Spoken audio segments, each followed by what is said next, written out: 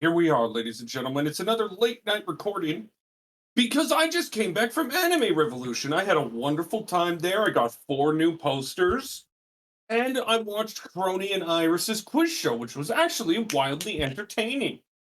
So Nice. yeah, that was my day. How was your day, Chewy? It's okay. It's That's hot.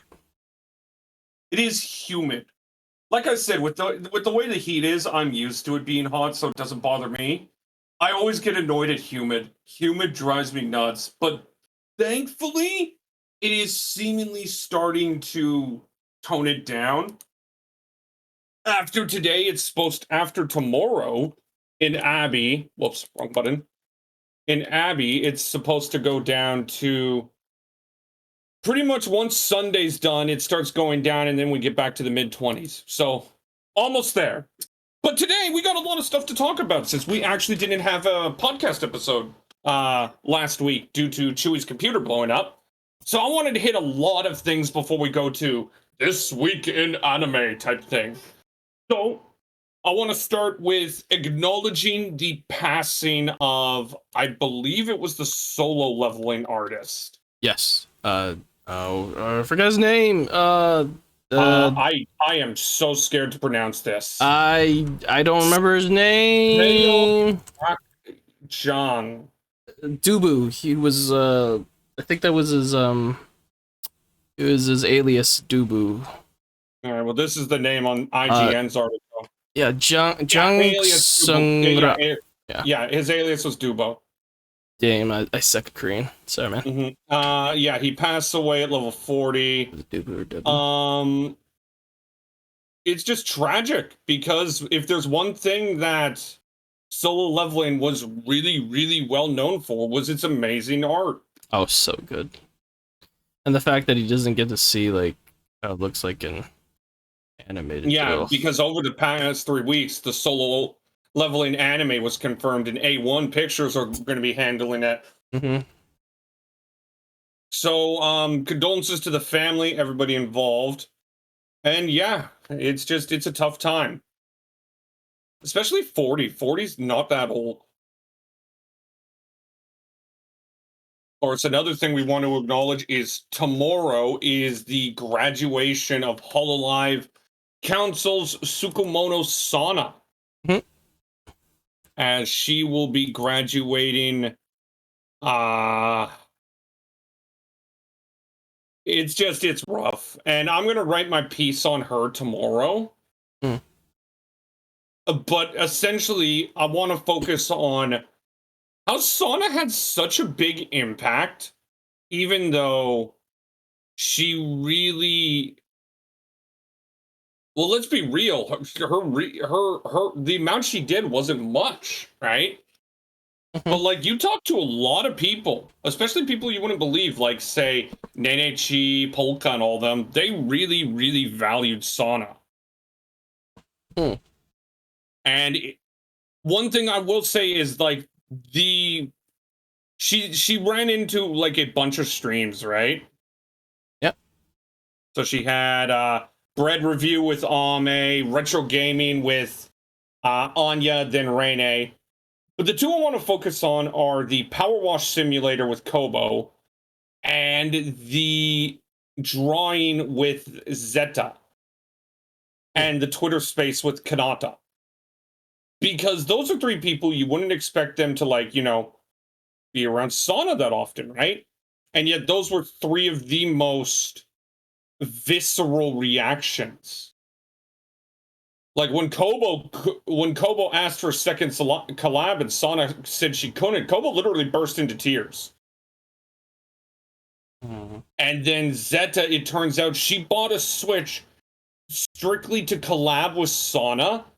But the reason she didn't ask for a collab before is because she thought they had more time.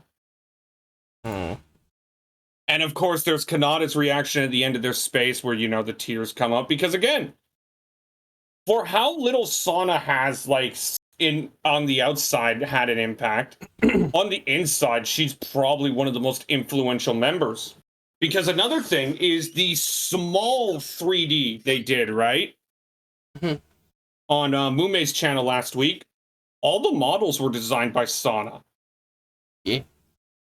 And the plushies that are coming, all designed by Sauna as well. Yeah, there's going to be plushies of Council Risk coming. And all of them were designed by Sauna. It's just... When you look at her, oh, she's just the lowest subscriber. She doesn't stream a lot. But she doesn't stream a lot because she absolutely destroyed her back. And it's just... I don't know. It's hard to preface just how much of an impact Sauna had in the inside of Hololive when you really didn't feel that on the outside, if you know what I mean, right? I mean, she also, like, she's pretty fluent, or not, I guess she's pretty fluent in Japanese, too, so she's able to, yeah, she's able to talk to, like, all the JP side. Oh, yeah, but again, it just shows how much interaction people have behind the scenes. Mm-hmm. And it's just something that made me smile. And while I look at Sana graduating as a tragedy because she was just... We mentioned this in our Pokemon Let's Play last week. Sana was just completely screwed over by fate. From the dog, her dog passing away, which took out a month of her career, to the back injury. Like, it's just... It felt like every time she was starting to get going, something happened. And she clearly gave it her all. She gave it her all, but it's pretty clear that that back injury plus other factors aren't going to allow her to continue. Yeah. But no, I'll write my piece tomorrow about it. Another thing that actually happened in Hololive was the debut of Hollow EN Stars. The Tempest Boys. Yeah. And they had very solid debuts. Very good. Very good. Impactful in different ways. Like, they were just all interesting. Regis may not interest me personality-wise, as his voice is a little hard to, like, listen to constantly, I feel. But holy shit, watching him play Apex. Oh, what is it? The first day, the duality between the two first... Regis and Desmond are very different, but, like, just... I enjoy Regis quite a bit. It's just the voice and the accent is a little hard to get used to. I honestly, like, I get that it's his normal voice, but it almost sounds like he's putting on airs a little. That's just it just sounds like it to me. I know it's would not be surprised. But you know what? If he claims it's his actual voice, you know what? Who am I to doubt? Yeah, I could not care. Who am I to doubt anybody who claims it's his real voice? I was watching their collab with Desmond and Noir, and it's just... He is so cracked on Apex, man. Yeah, his aim's really decent. So it wasn't just the aim, it was some of the moves he was doing as Pathfinder. Like, just... Fuck me, man. Yeah, he seems to understand the... and then there's Desmond, who is just the hammiest ham ever. His intros are amazing.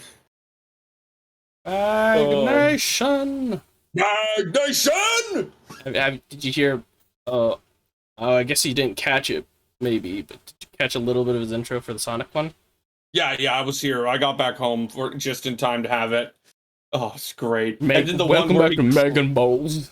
And then when he croaked out his voice on the Spore one. No, it was just before the Spore one. Just shot it in the Spore one. No, it was the Spore one, yeah.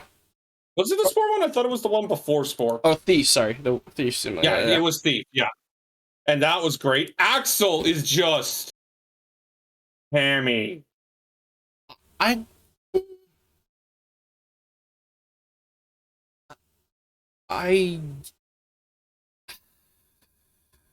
There's like a difference to it almost, because like Axel's like he tries to be he's straightforward and stuff like that.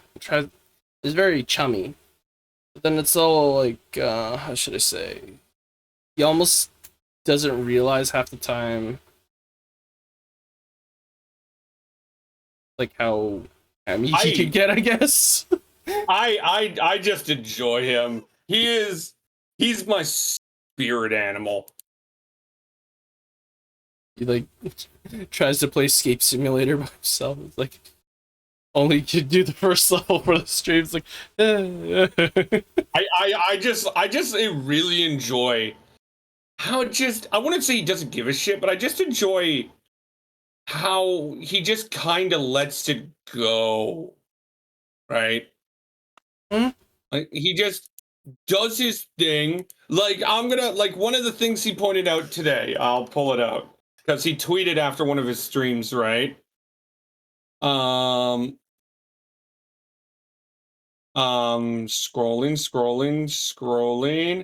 are we scrolling? Trying to find what he said because like just listening to Axel's fun, and the best part of that whole double day was Axel giving Bay an existential crisis. Yes, because he said good eye, mate, and it's right Hi, at the mate, and beginning. what's up? And it's just Bay who didn't know he was Aussie. And here's what I'm thinking. He's like, I'm gonna practice and try to get better at interacting with my viewers too, because my recent gaming streams were literally just swearing simulator, and I'm just sitting there just like, no, Axel, that is what we like.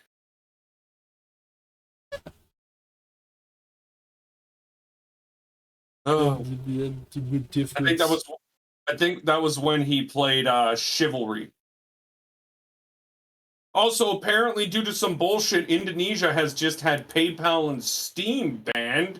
Yes, this one. I actually did a little research on this. It's something to do with I have the article right here from a guy I trust. companies that there was a new law or something that Indonesia. I got it right here. Companies that have failed to register with Kominfo are now being blocked in Indonesia. That includes services such as Steam, Epic, and PayPal. Quote, according to the PSE website run by Kominfo, there are currently 8,276 private PSEs that are registered, consisting of 8,069 domestic PSEs and about 207 foreign, right? Some big names have registered: Google, YouTube, search engine, Play Store, Ragnarok Online, Valorant, PUBG, Mobile Legend, Roblox, Google Maps.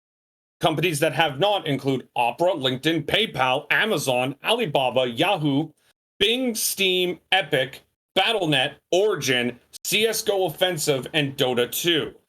That literally means not only can anybody from like Niji Sanji, who are based in ID, or HoloLive, they can't touch any of those.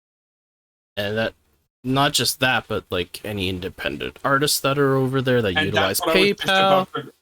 That's what I was just about to say, because all the artists I follow are freaking out. Yeah. And deservedly so. And of course, other, small startup companies, PayPal's used a lot in general. So it's just like, now you got to cut that out completely. And now what do you do? Like an Irish artist called Dix just woke up to this absolute degeneracy that the political government decision that will probably end up affecting a lot of financial lives. God, I love this country, right? The whole, I think, main reason was for blocking services for gambling and scam sites and stuff like that. But in the end, like, no, they must not have given like a good heads up, because like I don't see Steam or like PayPal or any of that. Heads up. They're not even doing research. Yeah, like it's just. And then we have Nami, another artist. Indonesian government banned PayPal. Commissions are my only source of income. Couldn't care less about the other shit. I can live without games, but they're affecting money, right? My country banning Steam is just tempting me to go back to my roots as a pirate. Then Viragami, another well-known artist. Country just banned PayPal website, right? And it's a load of shit. Like, they can have all the reasons in the world I want, right? The latest blog focuses on the regulatory developments in Indonesia and how it affects the game industry, right? And it's just stupid. Oh, well. And I'm worried for the artists. And yeah.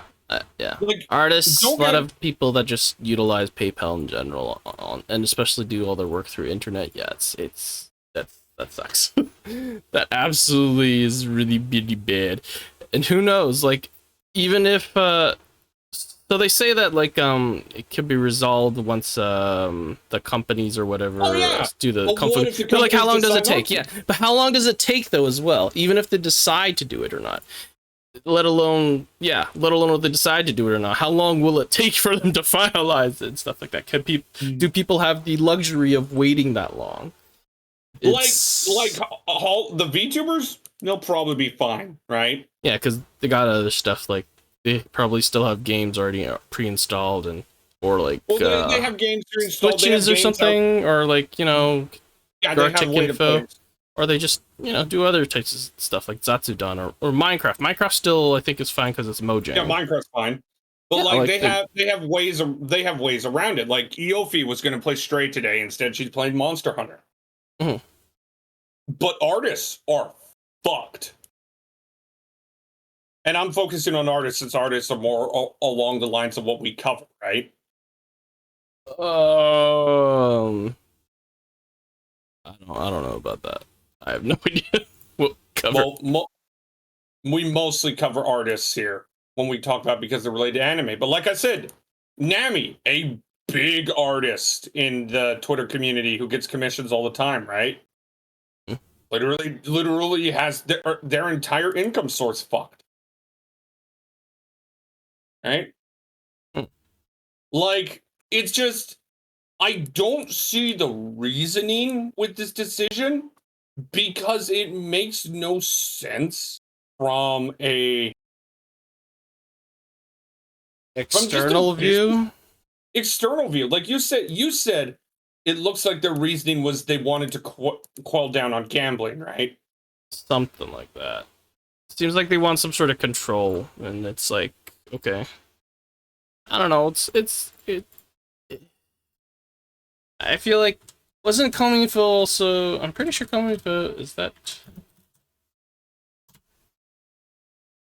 The Ministry of Communication and Information Technology, which is the Indonesia's, I guess, or whatever group that deals with telecommunications and informations and communications and stuff like that.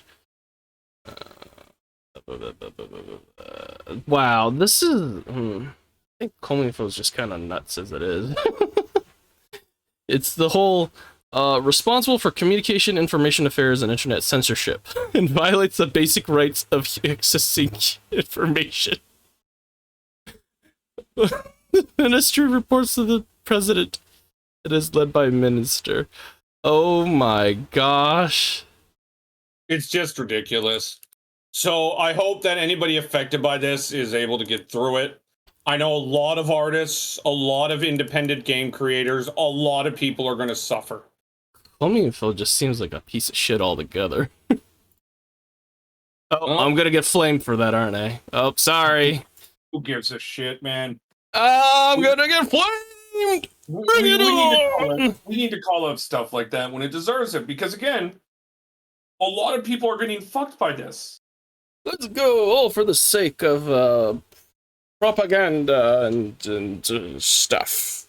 Let's go back to the medieval ages, everyone. Alrighty, though. That's enough for this. Connect the beep into the beep. Shall we talk about anime? Sure, let me bring up the list. I got some ones to talk about. As I just say goodnight to my friend Sabu. But, I'm going to start with my list and go up and down.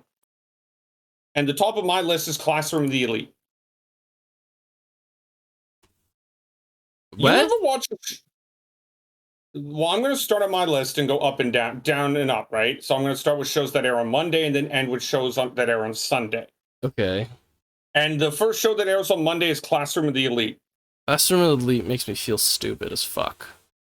I feel like this show's too high on its own ass. I like the second season. First thing that happens is just literally Among Us, but like made complicated. Yes, and here's the interesting thing, right? Or Mafia or something, or I don't know. Well, no, it's not even that. It's just Werewolf or something. episode 3 ends with our main character tricking everyone, right? Even though Class C won, right? Yeah. And it just kind of ends abruptly. So when we get to this new thing in episode 4, it just feels out of place, right? Yeah, I don't know. I feel like I'm watching like teenage statisticians trying to explain to me why the economy is like sucking my nuts real hard or something. I don't know. With That numbers. is an interesting way to put it. With numbers and lizard people, I don't really get it at the time. I'm just kind of sitting there. I'm like, I'm just so fucking stupid, man. I need to go back to school or something. I don't know. It's just so fucking stupid.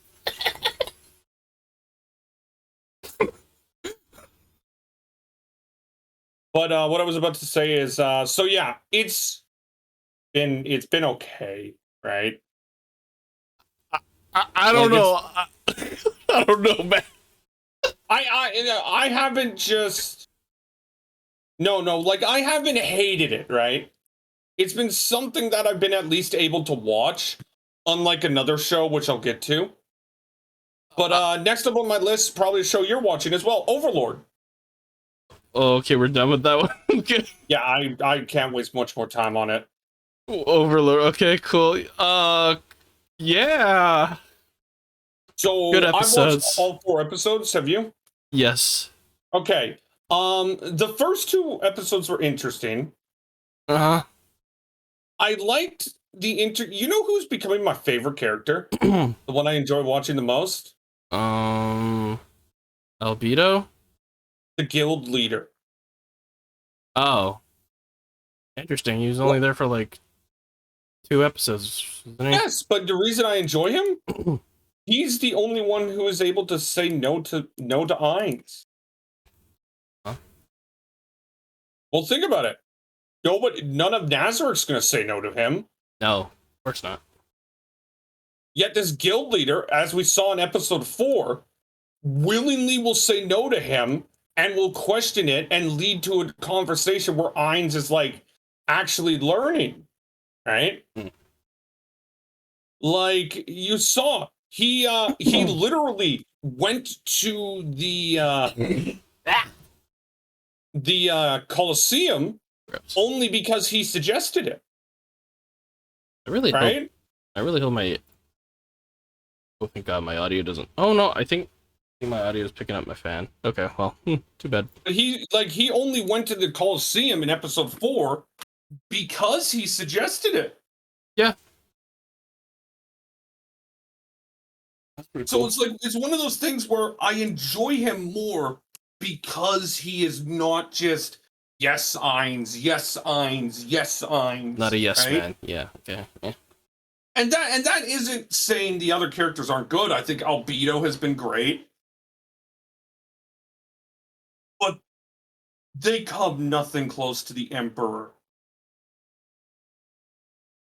The Emperor has stolen the show the first few episodes. Going nuts, man. Going nuts. You say he's going nuts, but he's in a situation where he can't win, right? Because think about what he has in front of him. He has the Sorcerer Kingdom in front of him. A kingdom that he knows, if Ainz wanted, could kill him by snapping his finger. Yeah. I agree. So how is he going to play that, right? He's desperately trying to He's desperately he's not trying to win. He's trying to survive. Just Right? trying to survive. He's At trying to least, protect his people. or humanity Right? now, actually, as a whole.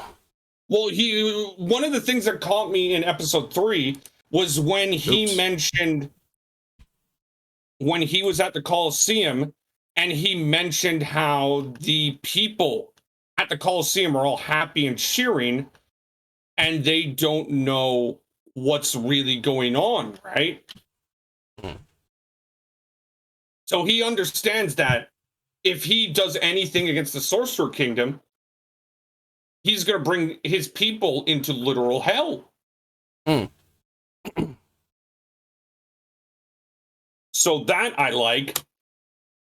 But he, again, it's just his whole idea of him is I need to do what's best for my kingdom. And we see at the end of episode 4, he believes what's best for his kingdom is becoming a vassal to Ainz. Yars. And I love how Ainz is just like, wait, what's a vassal? Okie dokie, I'll figure Because out like, things it later. really does show how little Ainz knows, right? Yeah. But no, I really think the Emperor stole the show because all his actions made sense. Oh. Mm-hmm. Even though he's still kind of going nuts with trying to survive. Well, that's just it. To me, he's not going nuts. He's not going nuts. He is frustrated and doing everything he can to save people, right? He's losing his hair and he's laughing sometimes with himself. He's And the going funny a little thing is, nuts. you know, after he becomes a vassal, dude, like it's just he's going to become a vassal. That's pretty obvious. Okay. But it's just I really like how it's been written because it has logic. I mean, yeah. His What actions do? Actions make sense. What you gonna do, man? I don't know. You rip your hair out. You go bald. Mm-hmm. Go bald. But no, honestly, Overlord has been one of the best shows thus far. Real fun so far. Yes. And of course, we got more episodes after. I like that they brought back the Slain Theocracy. Yes. Next up for me is Made in Abyss. Didn't watch it. You ever watch a show? You ever watch a show that you just watch and you're just like, okay, when's the destruction?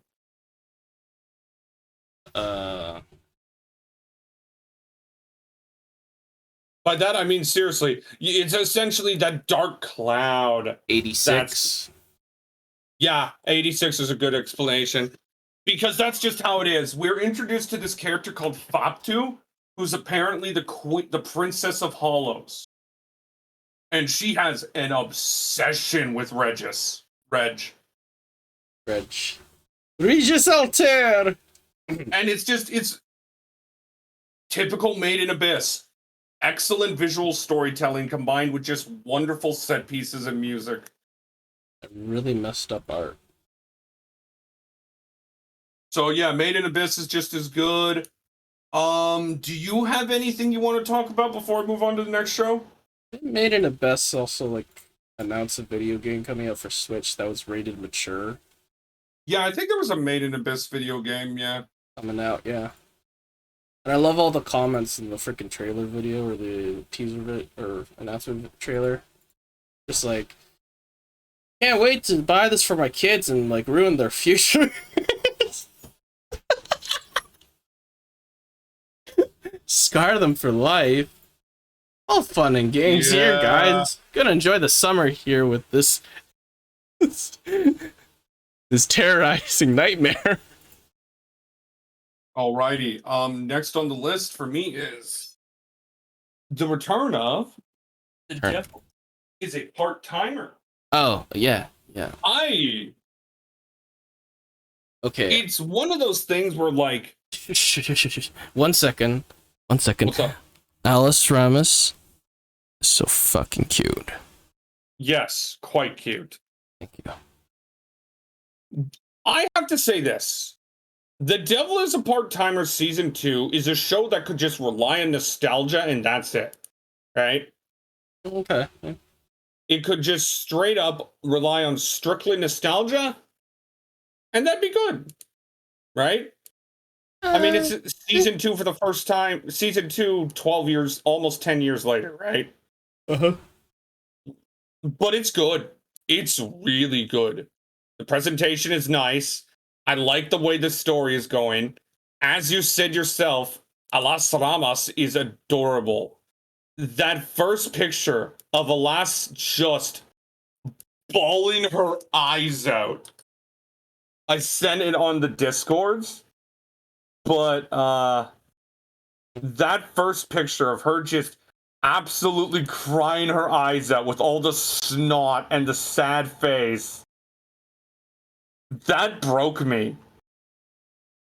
That legit broke me, Chewy. R.I.P. Like, I'll try to get it for you because I'm sure you've seen it, but you need to experience this pain with me.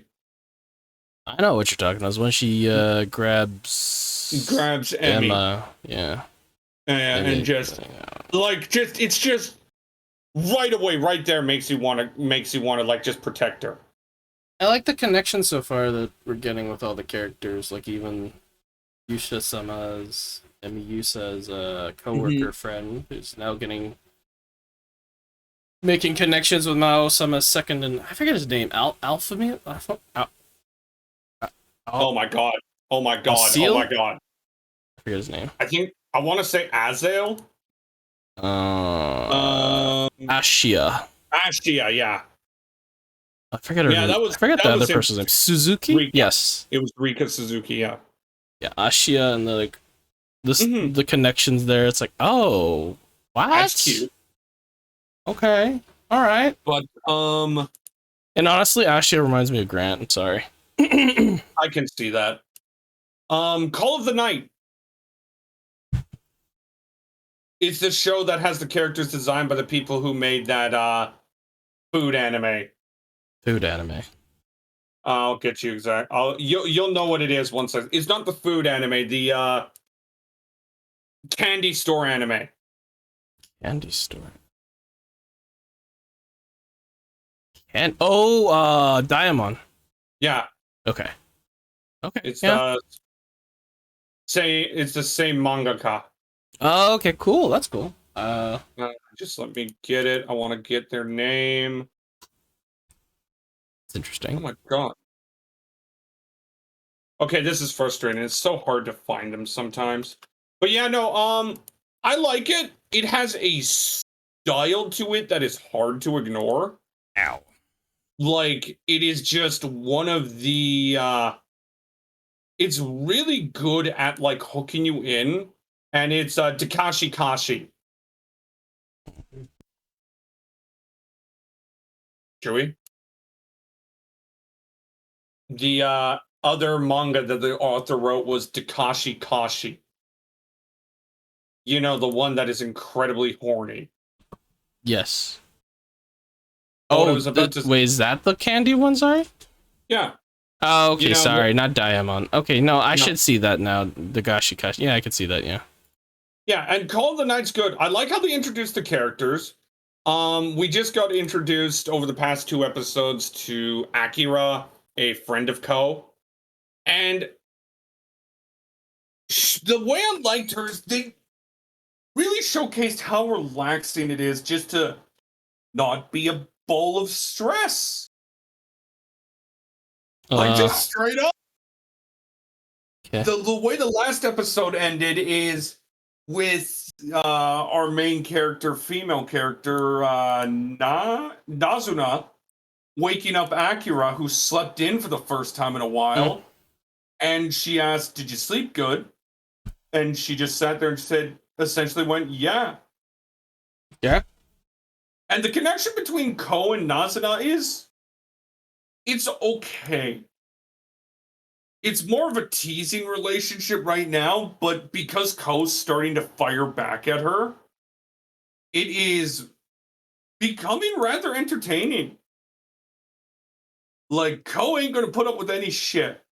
But yeah, no, it's a solid show. Like, I think it's one of the better ones of the summer. So what about you? You got one now? Do I have one now? Yeah, you said you watched. I feel like you've watched all the ones that I've been watching, so if you keep going, I'll probably. All right, Don Machi season 4 has had 2 episodes out. Yes. Yes. The first episode was pretty much just introducing where the story is going. Essentially, the Hestia Familia is tasked with making an expedition team towards the lower floors. Mm-hmm. And essentially, you get a who's who, right? And who's going? Yeah. Yeah. Like everybody they've affected with. And then the second episode introduces a new threat in a moss monster that has intelligence. Scary. Freaking hits you once and you start turning into the green stuff from Fallout. And again, it's hard to tell where this show is going. I know one of the main storylines of this season. So it's hard to really see, but I will say, solid start. As most people know, I adored Dan Machi season 3. Yes. Good start. I really enjoyed it. Do you got anything else to add? To Don Machi? Yeah. I mean, I don't know. It feels like feels actually pretty nice. Like Bella's come so far and stuff like that. I took the moment to really appreciate that he's like growing. Yeah, they really did a good job at showcasing the first 2 episodes how much Belle means to the group. Mm-hmm. And how much he's changed for the better. Mm-hmm. And how he's still changing.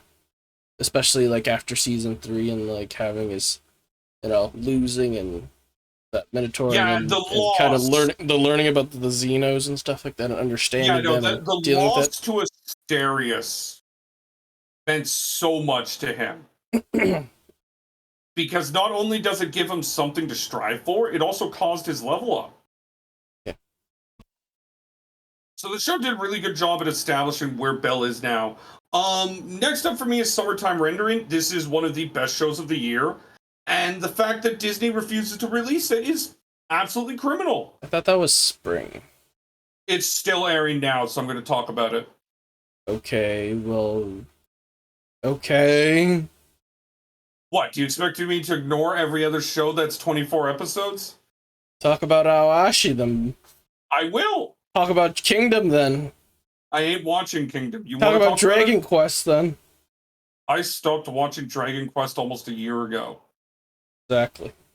Yeah. But Summertime Rendering is one of the best shows of the year, and it's coming close to being one of the best shows ever. And rather than talking about how good it is, I'm going to talk about how Disney is literally fucking it in the ass. I thought we already did talk about that last time. A little bit, but I just want to rant a bit more because it pisses me off. Okay, I'm going to go look at some Disney, like, I don't know, horror stuff. Well, I just think it's, how can any company look and say, yeah, this is a great way to release anime? Netflix killed JoJo Part 6, Chewie. I know that. Like, I just don't get it. Okay. We'll move on. No, I gotta keep going. Shadow's House. Oh, season 2. Yes, and apparently season 1 ended with an anime original ending. So the first part of season 2 has been reestablishing the non-anime parts. That's interesting. Yeah. And Summertime Rendering is similar to Made in Abyss, as you're just kind of waiting for, like, the bad thing to come. Wait, did you say Summertime Rendering or Shadow's House? Shadow's House, sorry. Thanks for catching me. No, but confused. You're just kind of waiting for the bad thing to happen. Honestly, Shadow's House was going to be the heebie-jeebies, but, it's still a very good I wouldn't say it gives you the heebie-jeebies like, say, Made in Abyss does. No. Shadow's House, to me, has this aura of creepiness to it. It's okay, so it's not as, like, you're going to expect something really, really bad to happen, because you've already kind of experienced something similar in the same series, like in Made in Abyss. The thing with Shadow House is it's more upfront than Made in Abyss, because we're seeing the effects of it every day. Like in episode 2, where everybody was affected by the coffee mind control, right? Mm-hmm. Like that was just unsettling. And then last episode, we had the suit monsters taking people over, right? Mm. And it's just summertime. Shadow's house. Shut up. You want to keep Shadow's talking about house, summertime rendering?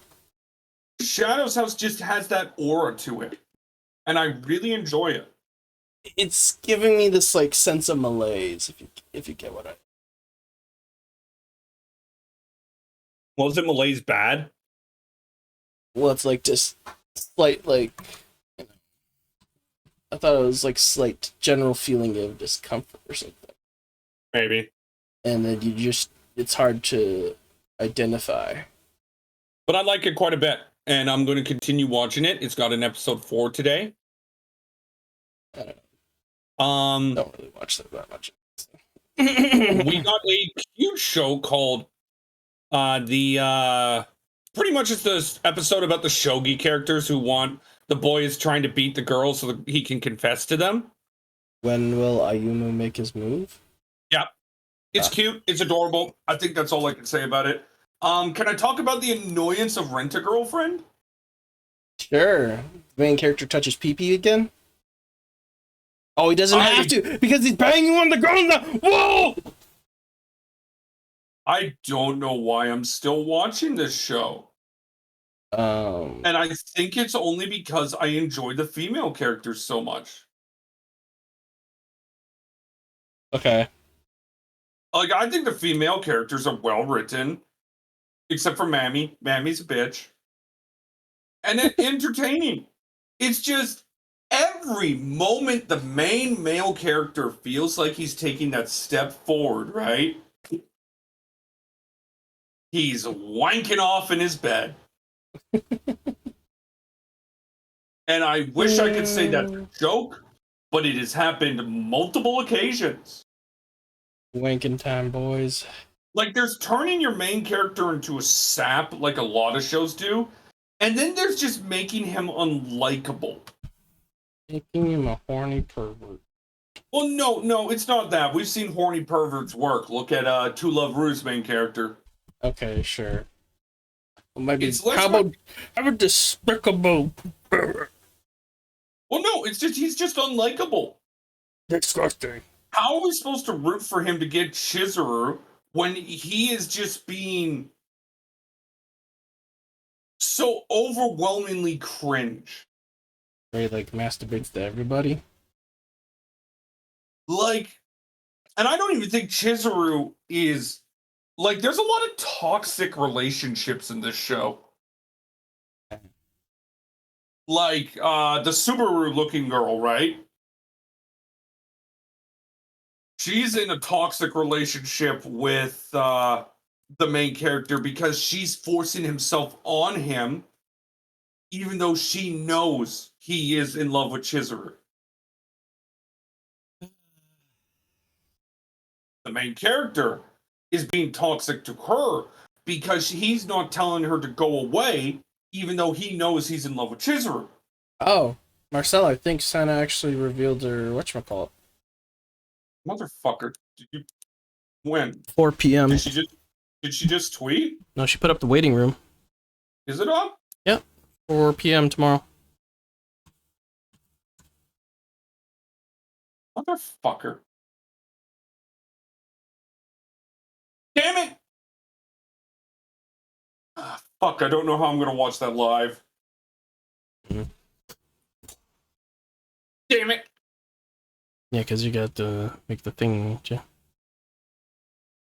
Well, I mean, I could leave at 5, right? Sure. Here's the problem. I made plans to hang out with Dakota and Taylor. Oh, okay. Fuck! Oh, stuff happens. Nah, that pisses me off generally, man. I'm sorry to Missing that live is just unacceptable. That's frustrating. Alrighty, let's continue talking about how much the boy pisses me off, though. Okay. And then, as I was mentioning, Chizuru is being toxic to the main character because she is not being honest with herself. Ah. So I just think watching the show made me realize how much toxicity there is in every relationship. And that'll be it for that. Uto Romeo. I watched the first episode and then I was like, I don't remember a single fucking thing, so I went back to watch the I think you mentioned that. first series again. So I watched first episode. That's all I remember, and I don't know what's going on. I think you mentioned that, but what I will say is this is a video game adaptation, so not everything is going to be adapted like everybody thinks it should. Right? You're Yeah. adapting a 100+ hour tactical RPG, right? Mm-hmm. So for the most part, I think they're doing rather well. They're hitting the major plot points well. Haku and Nakone, their relationship and how it's deteriorating because Nakone is now starting to see Haku as Oshitoru, Mm-hmm. right? And that's breaking her. Yeah. We were introduced to their mother, which that's going to be a fun character coming up. We saw Haku's brutality as Oshitoru, which pissed me off because everybody's like, oh, Oshitoru wouldn't fight like that. And I'm sitting there just like, how would you know? You don't think Oshitoru would do everything in his power to protect the princess in like numbers like that, right? Mhm. Like, I get it. They really want to push the clown away from Haku. But it's just, it's one of those things where I look at it and saying, it's just, I find it hard to believe that Oshitoru, if he was alive and still doing it, wouldn't have done a similar tactic. Still doing it. Oh, sorry. Mm-hmm. And then we had Mikazuchi show up, and I have professed my love to this man. I will profess my love to this man again. He is absolutely one of the best characters in this whole show. What a sussy baka. Well, the thing about Mikazuchi is he's all about honor, right? So he reveals that the king left him 2 requests. Okay. Protect Anju, protect the people. Mm. He believes that he can protect the people and protect Anju if Anju stays away and doesn't try to retake the throne. Of course, Anju's never going to do that, right? The throne's all she has left. So, of course, now the last episode it ended with the starting fight of Haku versus Mikazuchi. And within 1 strike, Mikazuchi is screaming at him because he realized that's not Oshitoru. And I'm just like, oh, it's getting good. Because not only do we have this, right after that, Kuon is going to come into the play again. Yes. Because Kuon, as you know, is the reason why Anju's alive now, because she sent the healing through a traitor, right? Mm-hmm. And she's going to show up personally. And it's just, it's one of those things where I really like how the show has just done a good job at hitting the moments. Mm-hmm. Yes, it can't cover everything, but what video game adaptation can, right? Mm-hmm. It's just one of those things where you have to understand the situation it's in, right? Mm-hmm. And I think it's done a fair and respectable job.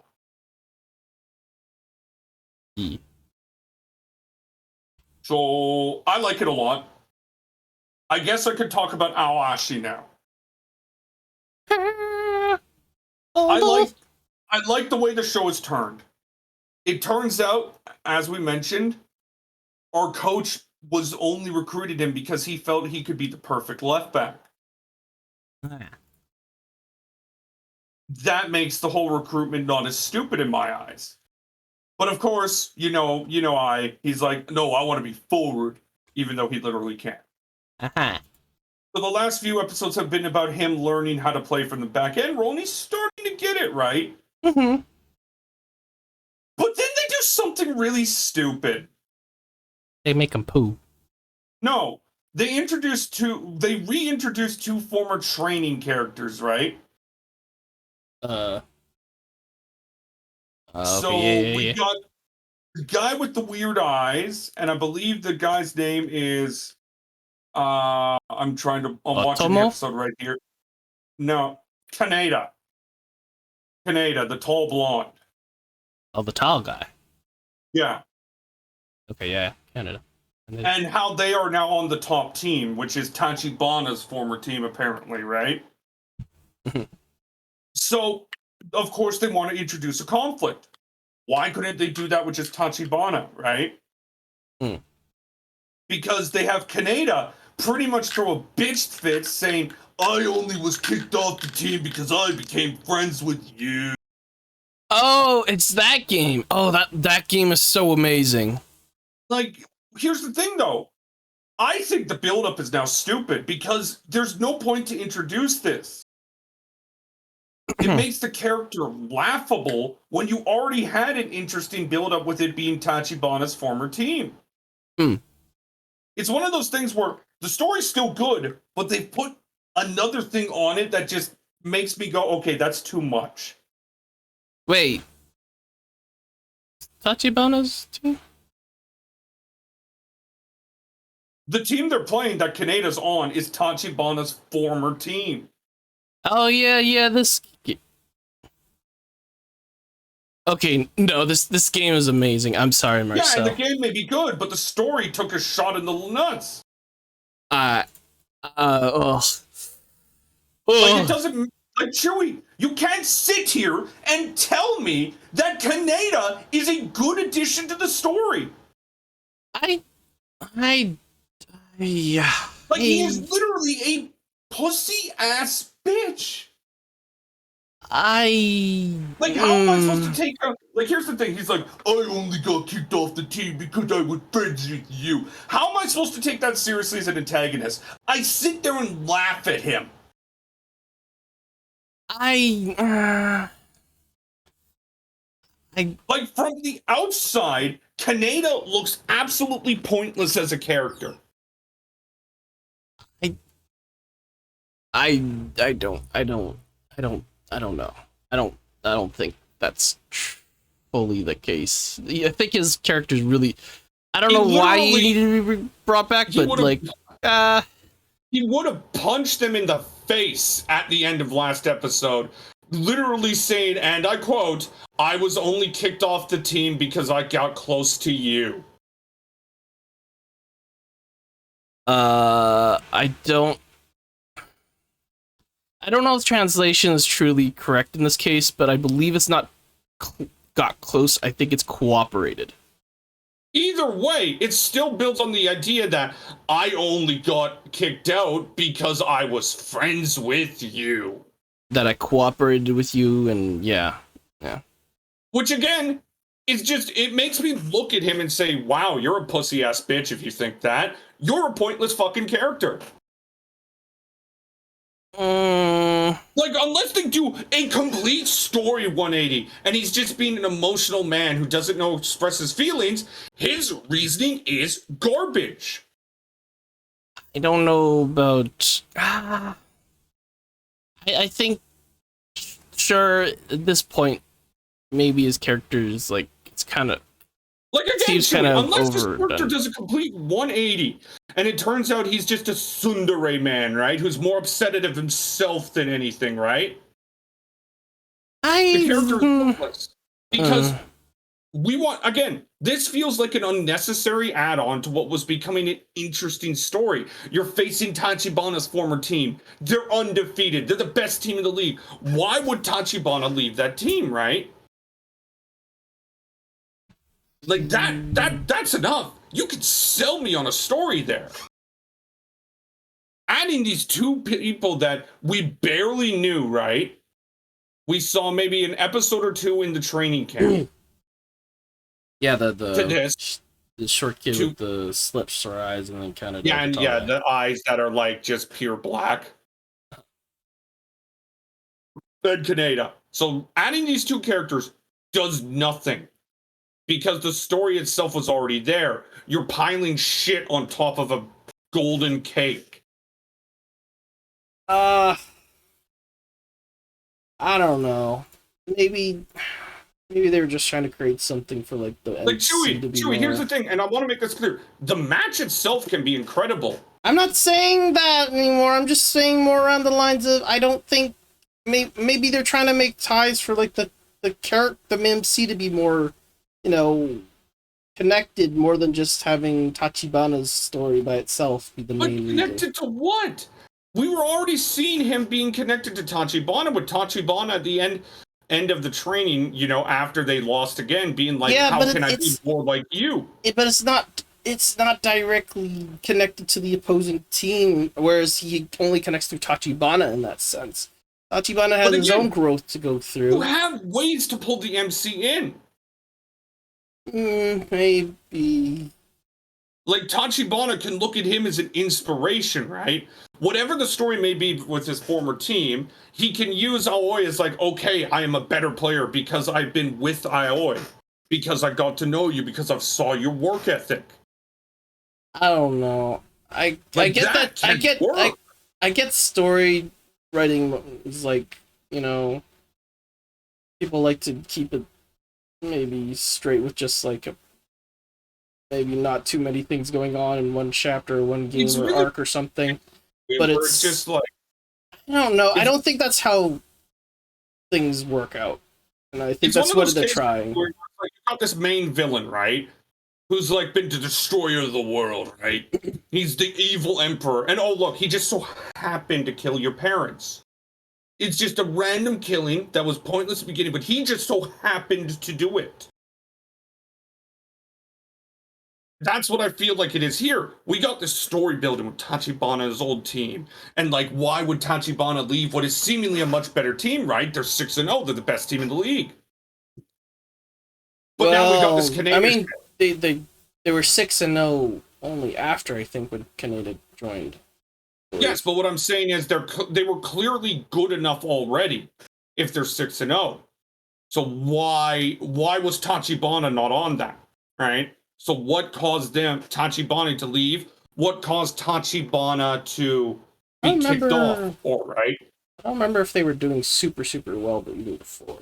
It seemed like they were an average team that pumped up, but it's still, the story is there, right? Because why did he leave an average team? At least, well, average, but like you're thinking Tachibana could at least stick on as a sub, you know, be part of it, right? Maybe he didn't want to be a sub. Mm-hmm. But like that's my point. There's a story there. Adding Kaneda in there just to be, oh, I only got kicked off a worse team because I was close to you. Just feels like you're just throwing it in for the sake of it.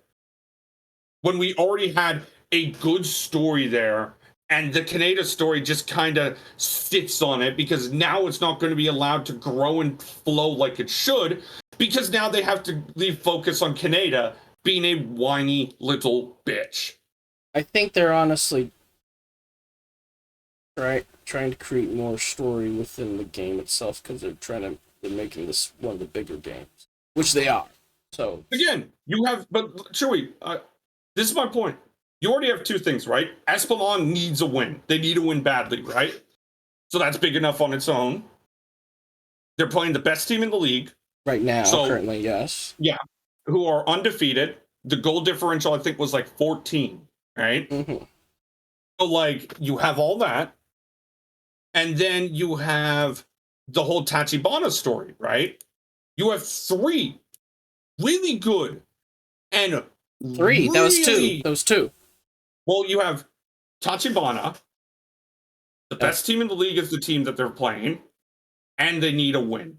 I consider all those three separate. Okay.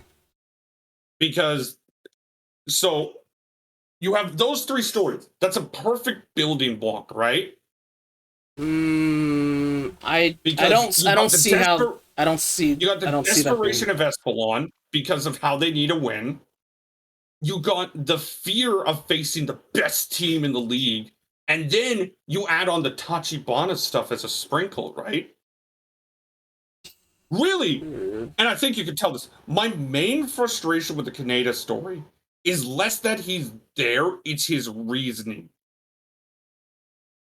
His reasoning makes me not take him seriously. Well, I think that might be part of it, honestly. How he's maybe And I just think it's bad.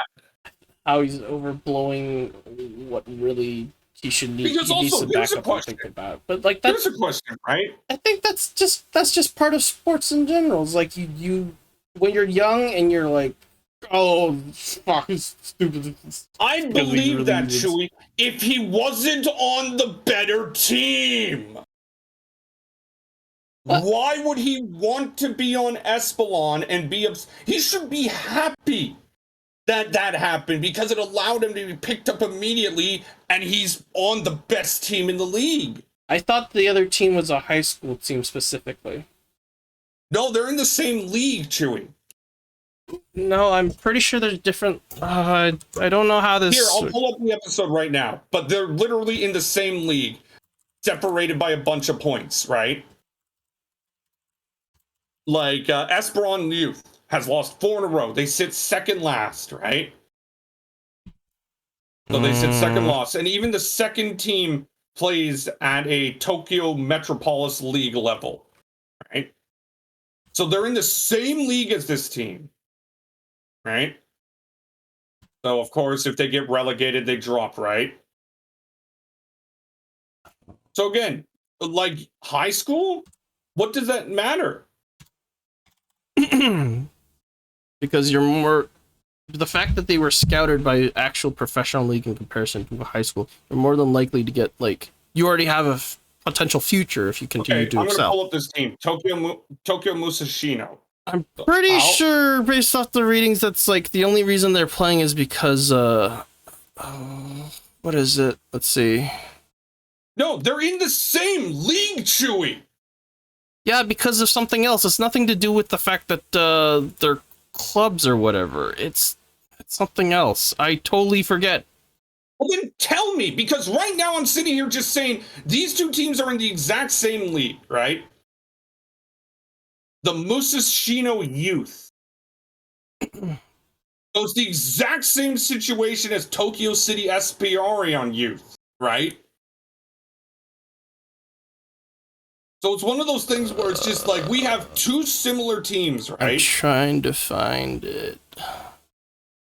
Because I'm looking up the wiki right now and I see Musashino Youth. And that's the team they're playing. Where is it? Don't remember how exactly this is. Division League. Is it because Musashino Club doesn't have a very good, like, pro level team? Possibly? What does that matter, though? Because, again, the whole reason that you're on that team, you're on the Leave team, is to eventually get onto the main team, no? Okay, but again, Chewie, you could easily have a situation where a professional club is able to improve their youth team, right? Plus, if we want to talk about youth team level, right? The whole story is about how the team that Aoi is on is the youth team to be on, right? Like, the whole thing was how, like, Tokyo Espion is considered to be renowned football club with its youth academy being the team you want to be on, right? Mm-hmm. Like Youth A and Youth B are these amazing teams who can help you become a future star, right? Let's see here.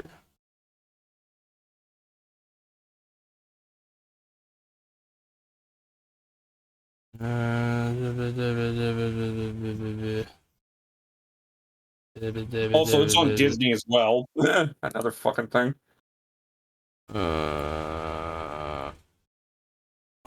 This computer loads so slow. That is a site spook. I will say the show's wiki sucks. I mean, yeah, it's not really.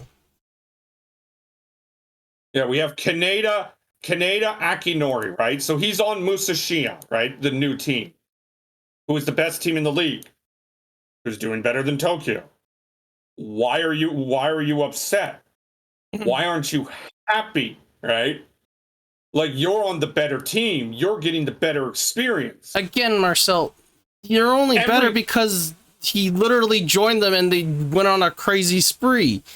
They weren't like incredible beforehand. That's the main point I'm making.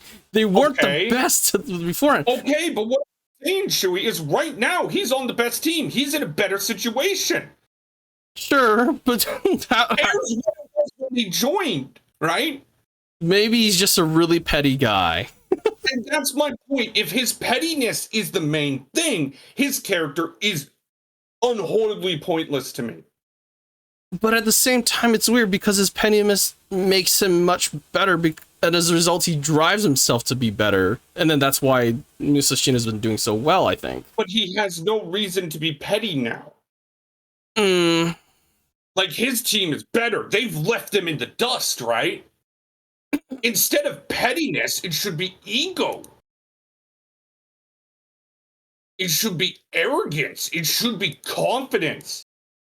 Really, I would have much rather him thank them for being the reason he didn't make the team, because now he's in a whole better situation. It's just hard for me to take this character seriously when his team is destroying the league. They have a goal differential. They are 6-0 with a goal difference of 17.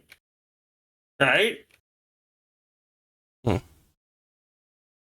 So yes, you could be upset that if the start of the season, right, he comes out to prove himself, right? Like that, okay, that's a good story. Why is he still upset that he wasn't on the team? Like, he should be full of ego and arrogance, not pettiness and anger. Right? Maybe it's because he has more of a personal connection to Esperion than we believed. Who knows? But even then, when you're talking about like natural sports stars, especially kids who get influenced easily, when you're on the better team, it will drive you differently. So for him to go in there and be upset about not making Tokyo Espeon, especially when he knows now the situation that everything's in, it's just frustrating. Because I'm sitting there just like, wait, why would you be frustrated you aren't on the team right now? Like, unless the show comes out, say, tomorrow, since it airs tomorrow, and turns him into this egotistical guy who simply believes that if he was on it, they would be 6-0, I don't see how having him like this works. And like, to me, it doesn't matter how amazing the game's going to be. Most of the games have been rather great. I care more about the story leading into it. And right now, the Tachibana story, I loved. It's been hit a bit because of this. But anyway, we talked enough about Aoashi. I will say it is far better than its beginning. I want to talk about Ruby. Maybe. Okay, I was gonna. No, I don't know. I was gonna maybe put more in depth because he's just maybe he's just really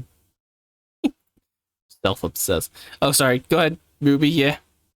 I think they jumped the gun a bit. They essentially are having Ruby try to save Vice because the Nightmare Grim something is attacking her. And at the end of the episode started the fight between Ruby and Vice, and I honestly just think they should have held it back a bit. Right? Other than that, it's okay. I think the show was hurt by having its first 3 episodes air at once. But the final 2 shows for me I want to talk about are Engage Kiss and Lycoris Recoil. Okay. I think Engage Kiss and Lycoris Recoil are 2 of the best shows of the summer. I can't believe I'm saying that. Engage Kiss has great animation, and it has a story that makes you interested just simply because the girl is eating the boy's memories. Mm-hmm.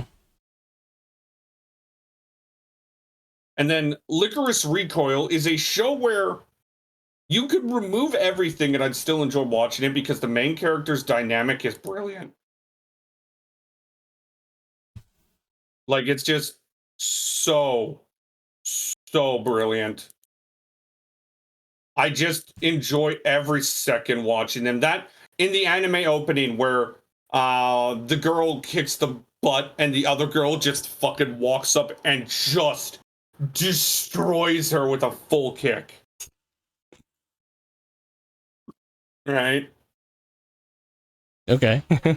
Like, it's just it's a show that shouldn't be great, but it is. Okay. Now, that's it for me in summer. I've talked about everything. Do you have any other anime to add to? Isekai Yakyoku. Oh god, I forgot about that show. Yeah. I dropped it. We're getting into the bubonic, or not bubonic plague, the white. Death Well, you're gonna have to wait a bit. Huh?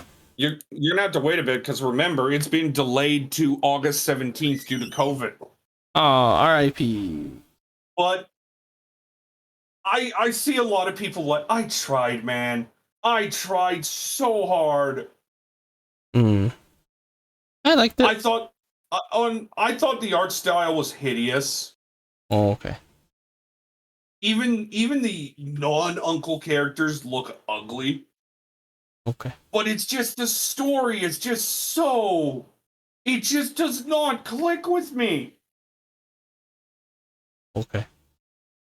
It's Well, just I'm trying to isekai. start a conversation, and if you're just saying okay. Okay. You have your right to your views, Marcel. Like, it's kind of like that. Even if they're wrong. Oh, fuck you. You remember that show a couple of years ago called Carol and Tuesday? Yes. The one where they tried a whole bunch of music stuff. Yeah. I saw the process of that. That was It was rated highly well. I couldn't get through the first 3 episodes. Dude, the amount of time they put into that was kind of crazy. I've heard about it. But I feel like Isekai from an Uncle from Another World is a similar show to that. It just does not click with me. Uncle? I don't find. Sorry, did you say Isekai Oji-san? Or Isekai Yakyoku? I'm talking about Parallel World Pharmacy. I'm not talking about Uncle from Another World. Oh, sorry. Either way, Uncle from Another World is something I just couldn't get into. I can understand that. As I said before, the art's very hard. The art's very hard. The references are all... It's all 90s stuff, like Sega and whatnot. Yeah, no worries. I can get that. I haven't checked Pharmacy, but I do plan to take a look at it. It's alright. I'm hearing good things about it. It's like a little... It's different a bit because it's really... They really... well, not really, but they do push towards more medicine talk a little. Like, I'm learning about a whole bunch of different diseases and conditions I never learned about, really. I've never known. So. Here's a question. How does it relate to the show? Just let me look. I reviewed it a couple months ago. Is that the one where the guy's, like, banished to the edge and then he's, like, makes a pharmacy? Yeah, I was banished from the heroes party, so I decided to make a pharmacy. Yeah, this one. I will say Isekai Yakyoku uses more medical terms than anything else. Yeah, but I mean, it's the story there. Since while it's, simple, I did enjoy it. So, like, is there a difference enough if I'm watching it, or am I just watching the same thing? I'd like to say there's a bit of difference in there for sure. How people seem to misunderstand, like, basically the character was uh was a pharmacist that worked on a whole bunch of things, and he died in his sleep or something like that from I don't know, malnutrition, whatever, just work exhaustion or something. And then he comes into the body of like a young noble who got hit by lightning. And in that sense, he sort of assumes that the boy's dead and he just took over type of thing. And now he's starting to shows his like his difference in magic power and stuff like that. And people and like what is it, the when you get hit by lightning, you know how like on trees they leave those burn marks on it that look like lightning bolts in a sense? Yeah, I think I know what you're talking about. Well, it's also the same on humans as well. You actually have a like it's not really like it's not a scar, but it's like a mark as a result of electricity like going through you and damaging your bit of the skin, I guess, and the internal parts. You have that like burn mark in a not burn mark, but the lightning marks area, and people are considering that as the mark of like the god of healing or something like that. So people think that he's like been blessed or whatever. I thought you were about to say the mark of the devil. No, mark of a healing god or something like that. But it's really just some guy who just got isekai. So they kind of misunderstand a little bit, but I mean, are there more marks like that? Apparently, if you've been blessed by gods, you are given a stigma. So you are given marks. So that one just happened to be whatever their god of healing or something like that, or medicine. And yeah, he it's interesting. I think it was by third or second episode. I'm pretty sure he kind of stands out by I think the first arc was basically him treating the Empress for white death, which is I think tuberculosis. And yeah, he invents I think the microscope basically. Well, not like a electron one, but the very first one where they had like the little slit and they had a really magnified lens or whatever like that. And you could just kind of see bacteria. I forget what it's called. But yeah, it's a lot more like it's a lot of medical stuff than I honestly would usually like, but it's interesting so far. I have to say there was one arc that I was really absolutely just bored of. I think it was the bubonic plague one. Bubonic plague. But everything else beforehand and after was pretty decent, honestly. So I'm hoping that they don't do the bubonic plague in this season and they just do it in the second and they just quickly just like zip through it. But I don't think that's the case because I'm pretty sure in the intro they showed the main antagonist for the bubonic plague. So yeah. So they might just end it on the bubonic plague and hopefully that one is just like a couple episodes. That is a show I am considering watching after it's done airing. Yeah, it's interesting so far, but I like it, and plus I've read the manga, so it's pretty decent. So it's did you watch Black Summoner? Oh no. Okay, neither did I. I've read the manga, so I kind of know what's going on, but I won't talk about it because I didn't watch the anime. I watched the new Tokyo Mew Mew. I watched Tokyo Mew Mew New, and I don't know why I'm watching this, honestly. Well, I guess that's how we will end this episode. I don't understand why I'm watching Tokyo. Well, Chewy, this was another great episode. Really enjoyed it. I actually really enjoyed our conversation about Awashi. I wish we'd have more types of conversations like that. I don't know why this show exists, but apparently it's like a trademark or something. I don't know. It's just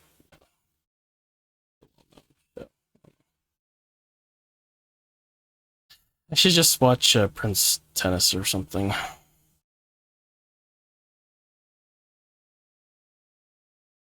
Alrighty. Well, this has been the latest episode of the ARPG podcast. Oh, Kingdom 4th season. Oh, fuck. I caught up with Kingdom. Dude. I appreciate it, Chewy, but can you be a little fast on that one? It is a show I'm planning to review. Oh, okay. Well, latest episode is good. Not to spoil hard. Okay, fine. The latest episode has been good, and I love the. Okay, Marcel, I'm gonna tell you this right now. I love the story, but I fucking hate first season's use of CGI and second season's fucking art, man. Like, they don't use as much CGI in the second one, at least that I noticed, but the art is just terrible. Maybe they just got better with it. Maybe, but the third and But no, fourth, I'm actually planning the art was so much better. Oh, start reviewing Kingdom after I'm finishing this current review, which is, and I'm gonna get the name, Taisho Otome. Oh God, how do I pronounce this? Otoji Banashi. huh? That's what I'm reviewing before Kingdom. What's that in English? I think it's let me get it. Taisho. There we go. In English, it's something romance. Taisho romance. Maiden Fairy Tale. I don't know what that is, but okay. Essentially, it's this pessimist named Shima lives alone due to the fact that his father hates him after a car accident took his mom's life and removed the use of his right hand. So his father, being a piece of shit, is just like, you're useless to me. Fuck off in exile, right? And a couple months in, he gets a wife. And the wife is literally the sweetest thing imaginable. Oh, I know this one. Never mind. And I'm watching it, and I love it, even though the father is comically evil. Like, I know what you're talking about now. He is comically evil. I know what you're talking about. But yeah, no, I think that's how we're going to end the episode. Oh, okay, yeah. Do you have anything more? I feel like there was some stuff in Kingdom that definitely, didn't need to be there, but you know what? You gotta be smart to make characters seem smart and be smart and outsmart each other. So, I ain't gonna, get angry at the mangaka too much about that. Already kind of crazy as it is. All right, yeah, let's go. Okay, bye. It's hot. I think I missed out on getting food, so RIP. I guess I'll send us away then at this point if you're not going to say anything. Bye, everyone. I don't know. You're not doing outro for the first time? I've done an outro before. Well, here's the latest outro. This is the latest episode of the RPG podcast, episode I Don't Know. Remember to tune in for Tsukumono Sana's graduation stream tomorrow. At 4 p.m. Bye. I think it was 50. No, it's actually, I think it's 60. 61 or 60. Actually, bye.